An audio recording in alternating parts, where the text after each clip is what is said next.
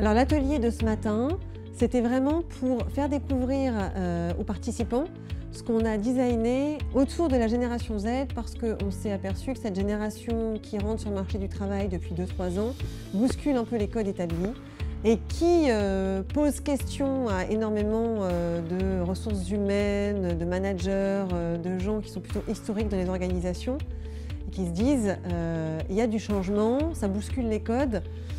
Comment on les capte, comment on les fidélise, comment on les gère. Donc on a designé un workshop qui dure 4 heures, on a fait vivre ce matin un atelier qui est assez court autour d'un jeu de cartes et surtout on leur a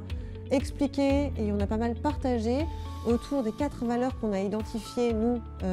qui sont l'ADN de cette génération Z, qui sont la première autour du partage et du collaboratif. La deuxième autour de l'expression, c'est-à-dire leur donner la liberté de parole. La troisième valeur qui est plutôt autour de donner du sens, c'est-à-dire quand on leur demande de faire quelque chose, leur expliquer pourquoi. Et la quatrième, non la moindre, leur proposer la possibilité d'avoir du fun et de prendre du plaisir dans leur quotidien.